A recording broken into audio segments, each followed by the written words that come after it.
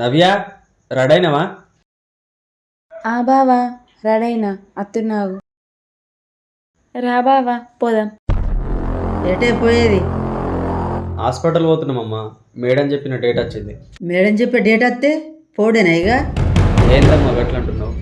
చూయించుకోవాలి కదా మరి. చూయించుకోకపోతే ఎట్లా? అట్లా కాదురా, ముందే పిండం మంచి లేదని తెలిసే మళ్ళీ అందులో గోళీలు ఆడితే మళ్ళీ ఏమన్నా ప్రాబ్లం అయిపోతే ఎట్లరా? గోళీలు పడితే పోతుందా అమ్మా? మంచిగా అవుతుంది కానీ. పోతుందిరా నాని, ఎంతమందికి చూడలే వేడవుతుంది అని చెప్తున్నా. అది మీ ఇష్టం, ఇక పోతే నాకైతే తెలియదు. సరే తీ అమ్మా, నీకంటే నాకు ఎక్కువ తెలుతుందా?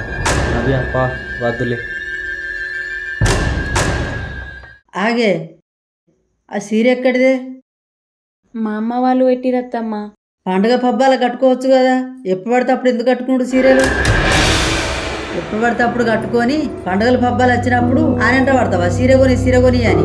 సీరనే కాదు, జాకెట్ పీసు కూడా కొని ఏడాడు. సిరిగిపోయిన సీర అయినా కానీ కుట్టుకొని వేసుకోవాలి. నేను ఎల్ల తీసుకుంటేదేనా? నేను ఎల్ల తీసుకున్నట్టు నువ్వు కూడా ఎల్ల తీసుకో. అట్లా ఎల్ల తీసుకుంటేనే కడుతుంది. ఉన్నదారా ఇది? ముసలిది ఉన్నదా? ఉన్నది. ఏమే ముసల్దానా, మీ నాన్నగారు తాతగారి పేరు చెప్పు. ఇప్పుడుగిన చెప్పపోయినావు అనుకో, నీకు సావే బిడ్డ. ఇక నాకు తెలియదు బిడ్డ. తెలియదేందే తెలియదు. ఆ పేరు తెలియనప్పుడు నువ్వు ఉండి వేస్తే ఇక. అద్దమ్మా, ఇప్పుడు దాని మీద ఒక్క గీత పడ్డా కానీ మనకు జాన భూమి కూడా రాదు.